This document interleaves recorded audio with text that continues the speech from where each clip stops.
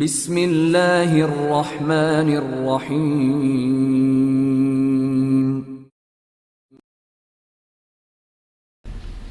ہلاکت خیز عمران سیریز، مصنف ابن صفی۔ 10-12 افراد کی میٹنگ تھی اور عمران بحیثیت کرنل ڈونا بونارڈ صدر نشین تھا۔ وہ سب مختلف رینک کے آفیسر تھے اور سفر کے آغاز کا مسئلہ درپیش تھا۔ ان کے درمیان ایک بڑا سا نقشہ پھیلا ہوا نظر آ رہا تھا، لیکن کرنل ان میں سے ایک نے کہا، جنگلوں سے نکل کر آنے والوں میں سے کوئی بھی ان صحیح جگہوں کی نشاندہی نہیں کر سکا جہاں وہ خبیث دکھائی دیا تھا۔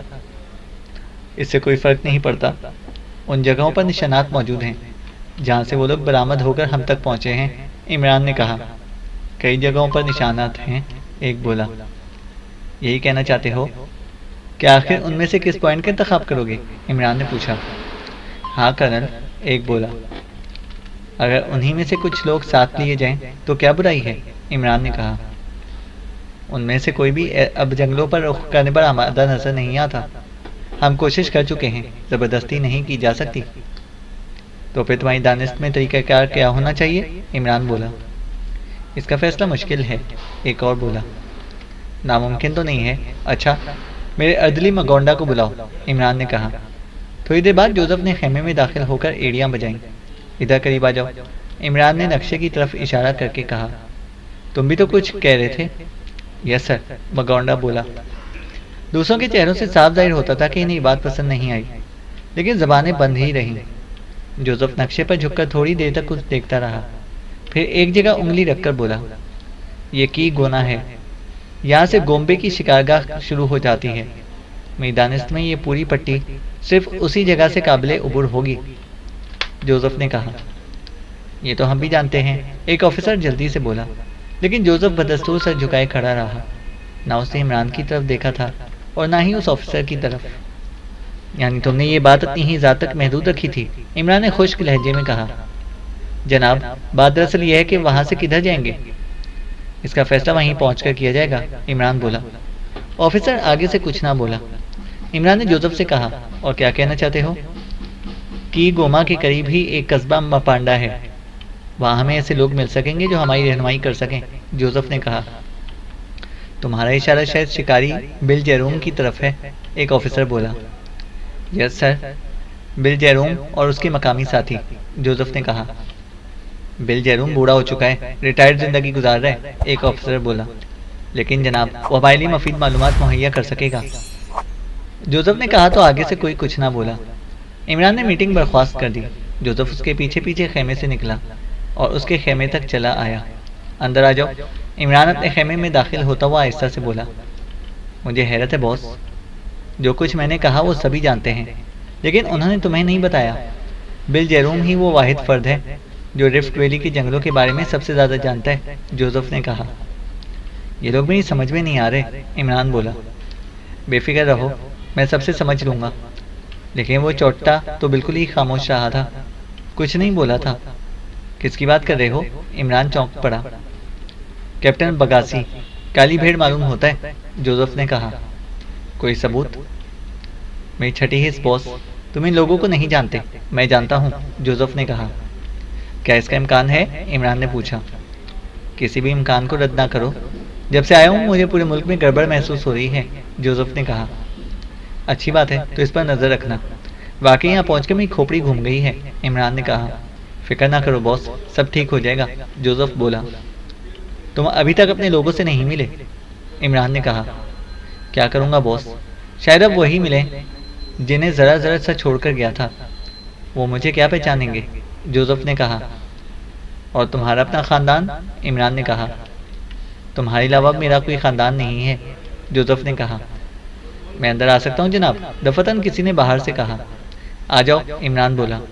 ریڈیو آپریٹر اندر داخل ہوا اور ایک پرچہ اس کی طرف بڑھاتا ہوا بولا، آپ کے لیے لاسلکی پیغام ہے جناب، لیکن ہم اسے ڈیکوڈ کرنے سے معذور ہیں۔ اوہ اچھا، لاؤ، عمران بولا۔ وہ عمران کو پرچہ تھما کر چلا گیا۔ کوڈ ورڈ میں جولیا کا پیغام تھا، موانزا سے آیا تھا۔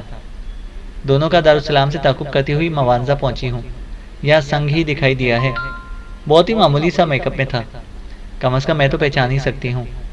ظفر اپنے ساتھی کی لا علمی میں اس سے ملا تھا۔ دونوں بہت دیر تک اسی کی گاڑی میں بیٹھے باتیں کرتے رہے تھے۔ پھر ظفر ہوٹل چلا گیا اور سنگھی کسی اور طرف نکل گیا۔ عمران نے طویل سانس لی۔ کوئی خاص خبر باس؟ جوزف نے پوچھا۔ بہت ہی خاص، جیمسن کو بلاؤ، عمران بولا۔ جوزف چلا گیا۔ تھوڑی دیر بعد جیمسن کے ساتھ واپسی ہوئی۔ عمران نے اسٹول کی طرف اشارہ کیا اور دونوں بیٹھ گئے۔ ذہن پر اچھی طرح زور دے کر بتاؤ کہ تمہیں اس دوران میں کوئی ایسا آدمی تو نہیں ملا جس پر تمہیں سنگھی کا دھوکہ ہوا ہو؟ عمران نے جیمسن سے سوال کیا۔ نہیں جناب، مجھے یاد نہیں پڑتا، جیمسن نے کہا۔ جب یہاں پہنچے تھے، مطلب یہ کہ کلیمنجارو میں؟ عمران نے کہا۔ جی نہیں، میں یقین کے ساتھ کہہ سکتا ہوں کہ ابھی تک ایسا کوئی آدمی میری نظر سے نہیں گزرا، جیمسن نے کہا۔ ٹھیک ہے، عمران ہاتھ اٹھا کر بولا۔ اب کیپٹن بگاسی کو بلاؤ، اور جوزف سے کہا۔ کیپٹن بگاسی بھی تھوڑی دیر بعد پہنچ گیا، لیکن اس کی آنکھوں میں الجھن کے آثار نمایاں تھے۔ عمران نے اسے کرسی پیش کی۔ شکریہ جناب، وہ بیٹھتا ہوا بولا، لیکن مجسم سوال بنا ہوا تھا۔ اس پوری بھیڑ میں صرف تمہاری آنکھوں میں مجھے ذہانت کی جھلکیاں ملی ہیں، عمران نے کہا۔ اوہ نہیں جناب، شکریہ، وہ گڑبڑا کر بولا۔ میں غلط نہیں کہہ رہا، تم کبھی کوئی رائے نہیں دیتے، لیکن تمہاری آنکھیں غور و فکر میں ڈوبی رہتی ہیں، عمران نے کہا۔ اب میں کیا عرض کروں جناب، وہ کھسیانی سی ہنسی کے ساتھ بولا۔ شکاری بل جیروم سے پوچھ گچھ کرنے سے متعلق تمہاری کیا رائے ہے؟ عمران نے کہا۔ کوئی امکانی پتھر الٹے بغیر نہ چھوڑنا چاہیے، اس کا کوئی نہ کوئی ساتھی ایسا ضرور ہوگا کہ ہمارے کام آ سکے، بگاسی بولا۔ گڈ، تو اب بس صرف ہم چاروں ہی چلیں گے، عمران نے کہا۔ میں سمجھا نہیں جناب، بگاسی بولا۔ سنو، فوجی خواہ سادہ ہی لباس میں کیوں نہ ہو، اپنی چال ڈھال سے فوراً پہچان لیا جاتا ہے، عمران بولا۔ یہ بات تو ہے جناب، بگاسی نے کہا۔ دو چار لوگوں پر نظر رکھنا آسان ہے، ان کی عادات و اطوار میں تبدیلی کرائی جا سکتی ہے، لیکن پورے دستے پر اثر انداز ہونا ممکن نہیں ہے، عمران نے کہا۔ میں سمجھ گیا جناب، لیکن صرف 4 افراد دوسرے خطرات کو کیوں نظر انداز کر رہے ہیں؟ بگاسی نے کہا۔ پیشہ ور مزدور، مپانڈا میں ایسے مزدور بہت مل جائیں گے، عمران نے کہا۔ مشکل ہے جناب، میں نے سنا ہے کہ کی گما کے آس پاس والے گاؤں بھی خالی ہوتے جا رہے ہیں، بگاسی بولا۔ میں کچھ عرض کروں جناب، جوزف بول پڑا۔ ضرور ضرور، عمران نے کہا۔ مپانڈا سے کوئی بھی نہیں ہٹا، مزدور فراہم کرنا میری ذمہ داری ہے، بل جیروم کو بھی بات چیت پر آمادہ کر سکوں گا، جوزف نے کہا۔ کیپٹن بگاسی اسے گھور کر رہ گیا۔ عمران نے اس سے پوچھا، اب کیا کہتے ہو؟ میں انکار تو نہیں کر سکتا جناب، صرف خطرات کا احساس دلانا چاہتا ہوں، بگاسی بولا۔ اچھا، تو بس تیار رہنا، ہم چاروں کسی بھی وقت نکل چلیں گے، دوسروں کو ہماری اسکیم کا علم نہ ہونے پائے، ہم انہیں یہیں پر چھوڑ کر جائیں گے۔ اور سنو، یہ ضروری نہیں ہے کہ ہم فوراً ہی جنگلوں میں گھس پڑیں، فی الحال سفر کا مقصد صرف بل جیروم سے ضروری معلومات حاصل کرنا ہے، عمران نے کہا۔ بہت بہتر جناب، بگاسی بولا۔ ڈسمس، عمران بولا۔ کیپٹن بگاسی چلا گیا۔ عمران جوزف سے بولا، اب تم اس پر نظر رکھ سکتے ہو، اگر یہ کسی اجنبی سے رابطہ قائم کرنے کی کوشش کرے تو فوراً گردن دبا دینا، عمران نے کہا۔ اوکے باس، جوزف نے کہا۔ پھر وہ بھی نکلا چلا گیا۔ اب آپ فرمائیے جناب عالی، عمران نے جیمسن کو مخاطب کیا۔ میں تو بے موت مارا گیا ہوں، دوگلا سمجھ کر کوئی نیگریس بھی قابل اعتنا نہ سمجھے گی، جیمسن بولا۔ اطلاع ملی ہے کہ آپ کے شہزادے صاحب سنگھی کے چکر میں پڑ گئے ہیں، عمران بولا۔ کہاں؟ فی الحال موانزہ میں ہے، عمران نے کہا۔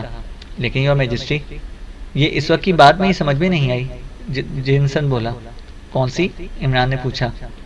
جوزف کو بعد میں آپ نے جو ہدایات دی ہیں، اس سے یہ ظاہر ہوتا ہے کہ آپ کیپٹن بگاسی پر کسی قسم کا شبہ کر رہے ہیں، جیمسن نے کہا۔ تمہارا خیال درست ہے، عمران بولا۔ تو پھر اس سے اس قسم کی گفتگو کیوں کر ڈالی؟ پوری اسکیم ہی سے آگاہ کر دیا، جیمسن نے کہا۔ شبے کو یقین کی حد تک لے کر جانا چاہتا ہوں، عمران نے کہا۔ اور اگر یہ بات دوسروں تک پہنچ گئی تو؟ جیمسن نے کہا۔ کوئی فرق نہیں پڑے گا، بس دیکھتے جاؤ، عمران بولا۔ مجھے کیوں طلب فرمایا ہے؟ جیمسن نے پوچھا۔ تم اپنے لیے کیا کہنا چاہتے ہو؟ جو آپ چاہیں، جیمسن نے کہا۔ تم اب میرے ہی ساتھ رہو گے، عمران نے کہا۔ خوش نصیبی، لیکن آپ کو اتنا سیریس دیکھ کر گہرا صدمہ پہنچا ہے، جیمسن بولا۔ کیا مجھے سیریس نہ ہونا چاہیے؟ عمران نے کہا۔ جیمسن کچھ کہنے والا تھا کہ جوزف پکھلائے ہوا اندر داخل ہوا۔ بس وہ بگاسی، کیا ہوا بگاسی کو؟ عمران نے پوچھا۔ وہ سچ مچ کسی اور کا آدمی ہے، ابھی ابھی میں نے چیک کیا ہے، جوزف بولا۔ بیٹھ جا اور خود کو سنبھال، عمران نے اسٹول کی طرف اشارہ کر کے کہا۔ یہاں سے وہ سیدھا جھاڑیوں کی طرف گیا تھا۔ جوزف بیٹھتا ہوا بولا، غالباً رفع حاجت کے بہانے ادھر ٹیلے کے قریب والی جھاڑیوں میں بھی پہنچا اور متحیر رہ گیا، جوزف نے کہا۔ رفع حاجت کرتے دیکھ کر جیمسن بول پڑا۔ تم چپ رہو، جوزف بھنا کر بولا۔ عمران نے بھی ہاتھ اٹھا کر جیمسن کو خاموش رہنے کا اشارہ کیا۔ وہ ٹرانسمیٹر پر کسی سے بات کر رہا تھا۔ اور جانتے ہو ٹرانسمیٹر کیسا تھا؟ جوزف نے طویل سانس لی اور پھر بولا، فاؤنٹین پین جو اس کی جیب میں لگا رہتا ہے، ہم سب دیکھتے تھے۔ فاؤنٹین پین کی کیپ ایئر فون بن گئی تھی اور نب والے حصے کو ہونٹوں سے قریب لا کر کسی سے بات کر رہا تھا، جوزف نے کہا۔ کیا بات کر رہا تھا؟ کسی کو رپورٹ دے رہا تھا ہمارے متعلق، اور کچھ دیر قبل کی سعید باتیں دہرائی ہیں، جوزف نے کہا۔ ٹھیک ہے، لیکن یہ تو بتا کہ آخر تجھے شک کس بنا پر ہوا تھا؟ عمران نے پوچھا۔ صرف وہی تمہاری ٹو میں رہتا ہے اور تمہارے سامنے پہنچ کر ایسا بن جاتا ہے جیسے ادب اور احترام کرنے کے علاوہ کچھ جانتا ہی نہ ہو۔ مشاورتی نشستوں میں گمسم بیٹھا رہتا ہے، نہ کبھی کچھ کہتا اور نہ ہی پوچھتا ہے، جوزف نے کہا۔ ٹرانسمیٹر پر کس کا نام لے کر مخاطب کیا گیا تھا؟ عمران نے پوچھا۔ یہ نہیں بتا سکتا، اس کے قریب اس وقت پہنچا تھا جب وہ آدھی بات کر چکا تھا، جوزف نے کہا۔ خیر دیکھیں گے، عمران اٹھتا ہوا بولا۔ اب تم دونوں اپنے ٹھکانے پر جاؤ۔ میرا خیال ہے باس، اس کے سلسلے میں جو کچھ بھی کرنا ہے جلد کر ڈالو، جوزف نے اٹھتے ہوئے کہا۔ ٹھیک ہے، میں دیکھوں گا، عمران ہاتھ ہلا کر بولا، اور وہ دونوں باہر نکل گئے۔ ظفر الملک نے تیراکی گھاٹ پر تہلکہ مچا دیا تھا۔ تیراکی کے ایسے ایسے کرتب دکھاتا کہ اس کے گرد بھیڑ لگ جاتی۔ موانزہ میں اس کا تیسرا دن تھا۔ سنگھی سے دوبارہ ملاقات نہیں ہوئی تھی۔ معصومہ کی تیز نظریں ہر وقت اس کی تلاش میں رہتی۔ یہاں اس وقت وکٹوریا کے اس ساحل پر بھی جہاں تیراکی ہوتی تھی، اسے سنگھی کی تلاش تھی۔ ہو سکتا ہے کہ اس کی اصلیت سے واقف نہ رہا ہو، لیکن ظفر کے نامعلوم ساتھی کی حیثیت سے وہ اس کے لیے اہم تھا۔ شاید وہ اسی غلط فہمی میں مبتلا ہو گیا تھا کہ وہ ظفر کا وہی نامعلوم ساتھی ہے جس کی اسے تلاش تھی، اور شاید وہ دور رہ کر ان دونوں کی نگرانی کر رہا ہے۔ معصومہ اب تنہا بھی نہیں تھا، اس نے اپنے کئی آدمی طلب کر لیے تھے جو یہاں بھی اس کے آس پاس ہی موجود تھے، لیکن ظفر کو اس کا علم نہیں تھا۔ وہ تو لڑکیوں کو اپنے کرتب دکھانے میں مگن تھا، بالکل کسی ڈولفن مچھلی کی طرح پانی کی سطح سے اوپر اچھلتا اور جسم کو چکر دیتا ہوا پھر پانی میں آ رہتا۔ ایک لڑکی خصوصیت سے اس کے گرد چکر لگا رہی تھی۔ مجھے بھی سکھا دو، کس طرح کرتے ہو؟ وہ اس سے بار بار کہتی، لہجے سے اطالوی معلوم ہوتی تھی۔ یہ سکھانے کی چیز نہیں ہے، عادت ہے، میں تو سمندر ہی میں پیدا ہوا ہوں، ظفر نے کہا۔ بے وقوف بنانے کی کوشش مت کرو، سکھا دو، لڑکی بولی۔ بہت تھک گیا ہوں، چلو کنارے چلیں، ظفر نے کہا۔ وہ تیرتے ہوئے خشکی پر آئے اور لڑکی اس کا ہاتھ پکڑ کر اپنی چھتری کی طرف لے کر جاتی ہوئی بولی، تم کہاں سے آئے ہو؟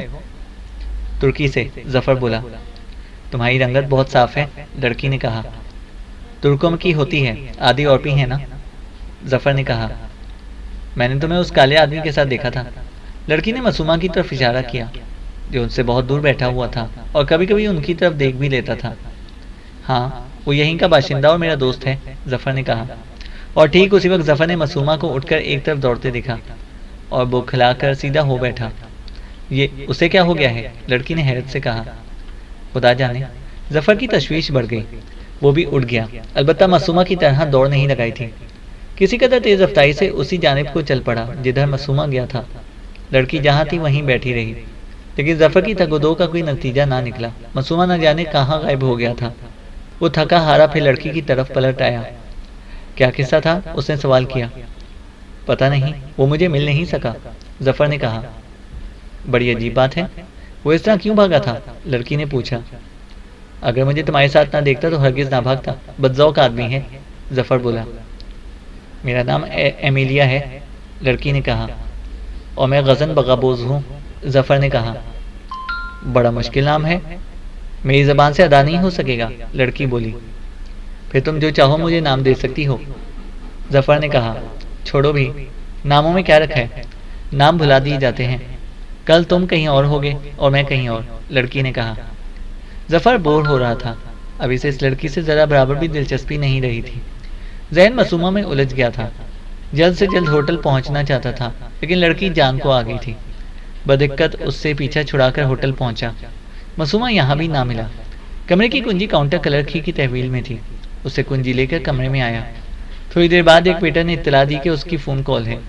وہ کمرے سے نکل کر کاؤنٹر پر آیا. یہاں کمروں میں فون سروس نہیں تھی. ظفر.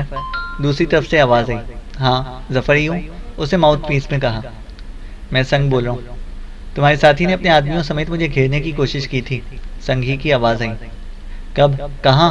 ظفر نے کہا. تیراکی کے ساحل کے قریب. پھر کیا ہوا؟ ظفر نے پوچھا. اس کے 5 ساتھیوں میں سے 3 زخمی ہو گئے اور 2 مر گئے اور خود وہ اس وقت میری قید میں ہے. سنگ ہی بولا.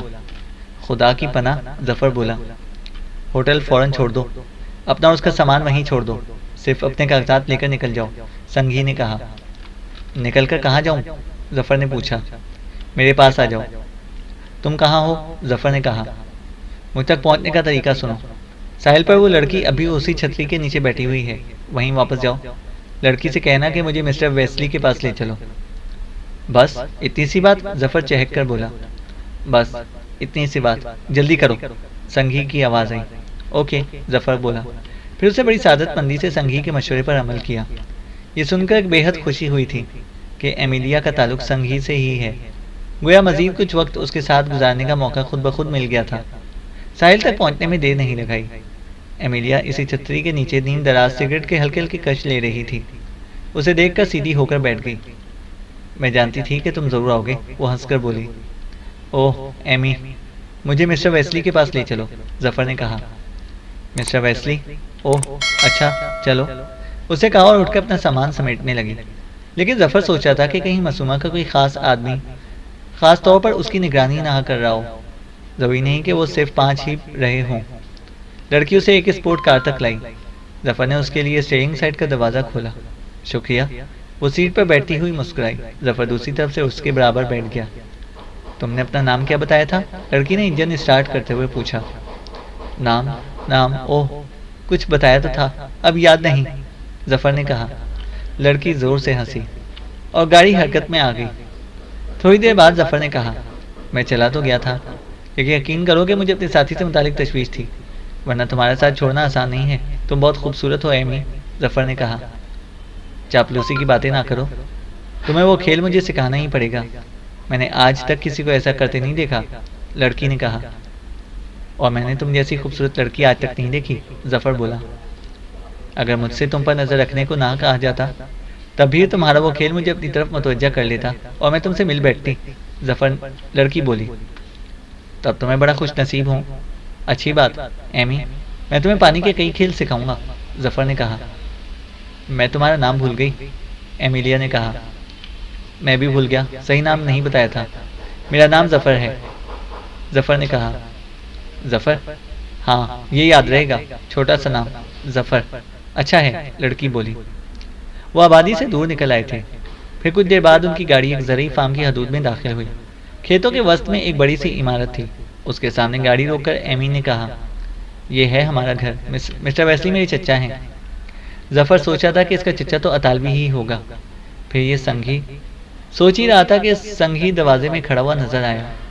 اس کے ساتھ ایک پستہ قد اور موٹا سا سفید فام آدمی بھی تھا. غالباً وہی ایمی کا چچا ویسلی تھا. ظفر گاڑی سے اتر آیا لیکن ایمی بیٹھی رہی. ظفر نے مڑ کر اس کی طرف دیکھا ہی تھا کہ برآمدے سے سنگ کی آواز آئی. فی الحال اس کا وقت نہیں، وہ پھر مل جائے گی. اس نے یہ جملہ اردو میں ادا کیا تھا. ظفر جھینپ کر پھر اس کی طرف متوجہ ہو گیا. وہ ایک بڑے کمرے میں آئے. سنگھی نے ویسلی کا تعارف اپنے ایک دوست کی حیثیت سے کرایا. ایمی وہاں نہیں آئی تھی. اس نے اعتراف کر لیا ہے. سنگھی بولا. کیا اعتراف کر لیا ہے؟ ظفر نے پوچھا. اسے تمہارے اس نامعلوم آدمی کی تلاش ہے جو تم سے بھی پوشیدہ رہ کر کام کرا رہا ہے. تم نے اس سے یہ اعتراف کیسے کرا لیا؟ ظفر نے پوچھا. صاحبزادے تم شاید مجھے اچھی طرح نہیں جانتے. سنگھی نے بدلے ہوئے لہجے میں کہا. اور اس میں کچھ ایسی بات تھی کہ ظفر چونک کر اسے دیکھنے لگا. اور اب تم مجھے بتاؤ گے کہ عمران کہاں ہے؟ سنگھی نے کہا. تو گویا تم دوست نہیں دشمن ہو. ظفر کا لہجہ بھی بدل گیا. جو دل چاہے سمجھو. اب مجھے بھی عمران کی تلاش ہے. سنگھی نے کہا. سنو مسٹر سنگ، اگر جانتا ہوتا تب بھی نہ بتاتا. تم مجھے کیا سمجھتے ہو؟ ظفر بولا. ان دونوں کے درمیان اردو ہی میں گفتگو ہو رہی تھی. سنگھی نے کہا. اگر تمہیں علم ہوگا تو یقینی طور پر اگل دو گے. میں نہیں جانتا. ظفر نے کہا. نہ بتانے پر مار بھی کھاؤ گے اور لڑکی بھی ہاتھ سے جائے گی، سنگھی بولا۔ اوہ لڑکی، مجھے اس کی پرواہ نہیں، ظفر بولا۔ لڑکی کی پرواہ مردوں کو ہوتی ہے، سنگھی بولا۔ کیا مطلب؟ اگر تمہیں لڑکی کی پرواہ نہیں ہے تو میں تمہیں مرد ہی نہیں سمجھتا۔ مت سمجھو، ظفر بولا۔ میرا خیال ہے کہ معصومہ سے ملنے کے بعد تم اپنے رویے میں لچک ضرور پیدا کرو گے۔ اٹھو، آؤ میرے ساتھ۔ نہیں، میں اس کا سامنا نہیں کرنا چاہتا، ظفر بولا۔ کیوں، اس میں کیا قباحت ہے؟ سنگھی بولا۔ میں مناسب نہیں سمجھتا، وہ میرے ساتھ بہت مہربانی کا برتاؤ کرتا رہا ہے، ظفر نے کہا۔ تم اٹھتے ہو یا میں کوئی دوسرا طریقہ اختیار کروں؟ سنگھی بولا۔ ظفر نے سوچا برے پھنسے، پتہ نہیں یہ مردود کیا چاہتا ہے۔ وہ سوچ بھی نہیں سکتا تھا کہ سنگھی کا رویہ اس طرح بدل جائے گا۔ اسے جلدی اس کمرے میں دھکیل کر دروازہ بند کر دیا گیا جہاں معصومہ فرش پر پڑا کر رہا تھا۔ اس کے جسم پر صرف ایک انڈر ویئر تھا اور سر سے پیر تک لہو لہان ہو رہا تھا۔ ایسا لگتا تھا جیسے کسی درندے نے سارا جسم بھنبوڑ کر رکھ دیا ہو۔ تم نے دیکھا؟ معصومہ ہاتھ اٹھا کر رہا۔ یہ کیسے ہوا؟ ظفر نے پوچھا۔ وہ کوئی خبیث روح ہے، چمٹ جاتا ہے تو ہڈیاں چٹکنے لگتی ہیں۔ میں جنبش نہیں کر سکتا اور وہ مجھے کاٹتا اور بھنبوڑتا رہتا ہے، معصومہ بولا۔ کون؟ ظفر بولا۔ وہی لمبا آدمی۔ لیکن تم تو صحیح سالم ہو۔ کس وہم میں ہو دوست، میں بھی اس کے ہاتھ لگ گیا ہوں، اور وہ بھی تمہاری طرح مجھ سے کہ میرے کسی آفیسر کے بارے میں پوچھا ہے جو میرے علاوہ یہاں موجود ہیں، ظفر نے کہا۔ مجھ سے بھی پوچھتا تھا، لیکن مجھے کیا معلوم، یہ تو تم جانو۔ ویسے میں تمہیں بتاؤں کہ اگر تم نے اسے نہ بتایا تو تمہارا بھی یہی حشر ہوگا، وہ آکٹوپس کی طرح جگرتا ہے، معصومہ نے کہا۔ کیا صرف میرے آفیسر کے بارے میں پوچھا تھا؟ ظفر نے کہا۔ وہ تو ثانوی بات تھی، اصل معاملہ کچھ اور معلوم ہوتا ہے، معصومہ نے کہا۔ کیا معلوم ہوتا ہے؟ ظفر نے پوچھا۔ حقیقتاً وہ مجھ سے اس عورت کے بارے میں معلوم کرنا چاہتا تھا جس کی تلاش میں ہم یہاں آئے تھے، معصومہ نے کہا۔ کیا اس نے اس کا نام لیا تھا؟ ظفر نے پوچھا۔ نہیں، بس یہ پوچھتا رہا تھا کہ اپنے محکمے کے ڈائریکٹر کے علاوہ اور کس کے احکامات وصول کر رہے ہو آج کل، معصومہ بولا۔ اوہ، ظفر کے ہونٹ سکڑ گئے۔ تھوڑی دیر تک سوچتا رہا، پھر چونک کر بولا، آخر تم اس طرح گھاٹ سے کیوں بھاگے تھے؟ میرے آدمیوں نے اسے ایک جگہ گھیر لیا تھا، مجھے اطلاع ملی تو دوڑا گیا، اتنے میں اس نے 2 کو گرا دیا۔ ایسا ماہر خنجر باز آج تک میری نظر سے نہیں گزرا۔ ہم مسلح تھے لیکن فائر اس لیے نہیں کرنا چاہتے تھے کہ ساحل پر ہراس پھیل جائے گا، بس اسی کمزوری سے اس نے فائدہ اٹھایا تھا، معصومہ نے کہا۔ وہ مجھ سے کہہ رہا تھا کہ 2 آدمی مر گئے اور 3 زخمی ہیں، ظفر نے کہا۔ مجھے کچھ ہوش نہیں کہ کیا ہوا، اس نے مجھ پر چاقو سے حملہ کرنے کی بجائے کن پٹی پر گھوسا مارا تھا، پھر مجھے یاد نہیں کہ اس کے بعد کیا ہوا۔ آنکھ کھلی تو یہاں اس کمرے میں تھا، اور اسی حالت میں مردود نے میرے کپڑے تک اتروا دیے تھے۔ اور بھائی ظفر، اب تم ایک تدبیر کرو، معصومہ نے کہا۔ تدبیر؟ کیسی تدبیر؟ ظفر نے پوچھا۔ پتہ نہیں اسے میرا سوٹ کہاں پھینکا ہوگا، کوٹ کی جیب میں فاؤنٹین پین ہے، کسی طرح اسے حاصل کرو، معصومہ نے کہا۔ Fountain pen? بھلا اس سے کیا ہوگا؟ ظفر کے لہجے میں حیرت تھی۔ یہ نہیں بتاؤں گا، بس کوشش کرو کہ کسی طرح وہ ہاتھ آ جائے۔ میں دیکھ رہا ہوں کہ تم ابھی تک صحیح و سالم ہو، اور تمہیں محض اس لیے میرے پاس بھیجا گیا ہے کہ مجھے دیکھ کر عبرت حاصل کرو، اور جو کچھ بھی معلوم ہو وہ اسے بکھلا کر اگل دو، معصومہ نے کہا۔ تمہارا اندازہ درست ہی معلوم ہوتا ہے، ظفر ٹھنڈی سانس لے کر بولا۔ بس تو پھر تم صحیح و سلامت ہی رہنے کی کوشش کرو، اور کسی طرح میرا فاؤنٹین پین حاصل کر لو، ورنہ کتے کی موت مارے جائیں گے دونوں، معصومہ نے کہا۔ وہ تو ٹھیک ہے، لیکن جو بات میرے علم میں نہیں ہے اس کے بارے میں اسے کیا بتاؤں گا، ظفر نے کہا۔ کچھ جھوٹ سچ یوں ہی کہ کچھ ہانک دو، معصومہ نے کہا۔ مائی ڈیئر معصومہ، تم فی الحال اپنے بارے میں سوچو، نیچے سے اوپر تک زخمی ہو، ظفر نے کہا۔ اس کی پرواہ مت کرو، مجھے زخموں کی پرواہ کبھی نہیں ہوئی، لیکن اس خبیث کے ہاتھوں مارا جانا ہرگز پسند نہیں کروں گا، معصومہ نے کہا۔ کیا واقعی تم اسے نہیں جانتے؟ ظفر نے پوچھا۔ میں کیا جانوں، پہلے کبھی نہیں دیکھا، اس کی قومیت تک کا تو اندازہ نہیں لگا سکا میں، معصومہ نے کہا۔ وہ بین الاقوامی شہرت کا حامل ہے، دنیا کا کوئی ملک ایسا نہیں ہے جہاں اس کا ریکارڈ موجود نہ ہو، ظفر نے کہا۔ میں بالکل نہیں سمجھا کہ تم کس کی بات کر رہے ہو، معصومہ نے پوچھا۔ وہ مشہور چینی سنگھی ہے، ظفر نے کہا۔ نہیں، معصومہ بکھلا کر اٹھ بیٹھا۔ ہلکے پھلکے میک اپ میں ہے، صرف گھنی مونچھوں کے اضافے کے ساتھ، ظفر نے کہا۔ مسومہ ہونکوں کی طرح منہ اور آنکھیں پھاڑے بیٹھا رہا۔ تم نے پہلے کیوں نہیں بتایا تھا؟ مسومہ بھررائی ہوئی آواز میں بولا۔ اتنے قریب سے دیکھنے کا اتفاق کب ہوا تھا؟ یہ تو میں نے ذرا ہی دیر پہلے اسے پہچانا ہے، ظفر نے کہا۔ بہت برا ہوا، بہت برا۔ اس کے لیے تو پوری بٹالین ناکافی ہوتی ہے، مسومہ نے کہا۔ اب میری بات سنو، ان پر ہرگز یہ ظاہر نہ ہونے دینا کہ تم اسے پہچانتے ہو، ظفر نے کہا۔ سوال ہی پیدا نہیں ہوتا، مسومہ بولا۔ میں تمہارے لیے کیا کروں؟ تم بہت زیادہ زخمی نظر آ رہے ہو، ظفر نے کہا۔ میری فکر مت کرو، کسی طرح فاؤنٹین پین، مسومہ نے کہنا چاہا۔ دیکھو بھائی مسومہ، میری حیثیت بھی ایک قیدی ہی کی ہے، مجھے کب وہ کوئی ایسا موقع دیں گے کہ میں تمہارا کوٹ تلاش کرتا پھروں، ظفر نے کہا۔ مسومہ خاموش ہو گیا، اس کی زبان بند تھی لیکن آنکھیں کررا رہی تھیں، ان سے تکلیف کا احساس نمایاں تھا۔ ظفر سوچا تھا کہ آخر وہ خود سنگ ہی کے جانشین میں کیوں آ گیا اور اب اس کا رویہ کیا ہونا چاہیے۔ دفتن دروازہ کھلا اور سنگ مسکراتا ہوا اندر داخل ہوا، اس کے ہاتھ میں سیاہ رنگ کا ایک فاؤنٹین پین تھا۔ مسومہ اسے خوفزدہ نظروں سے دیکھتا رہا۔ یہ رہا تمہارا فاؤنٹین پین، کیا ابھی تمہیں اس سے انکار ہے کہ تم زیرو لینڈ کے ایجنٹ ہو، سنگھی نے کہا۔ مسومہ تھوک نکل کر رہ گیا۔ سنگ ظفر الملک کی طرف مڑا، چلا میں اپنی تیز چمکیلی آنکھوں سے گھورتا رہا، پھر بولا، تم نے بہت اچھا کیا کہ اسے میری شخصیت سے آگاہ کر دیا، سنگھی نے کہا۔ وہ دراصل میں، ظفر نے کہنا چاہا۔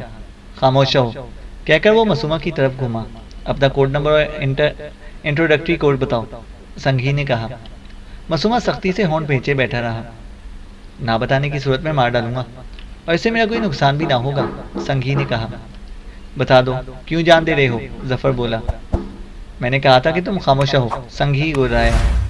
ظفر نے دیکھا کہ مسومہ ایسا ایسا اٹھ رہا ہے، پھر وہ تن کر کھڑا ہو گیا اور عجیب سی آواز میں بولا، تم مجھے مار ڈالو، میں دوغلا نہیں ہوں، تم مجھ سے کچھ بھی معلوم نہیں کر سکتے۔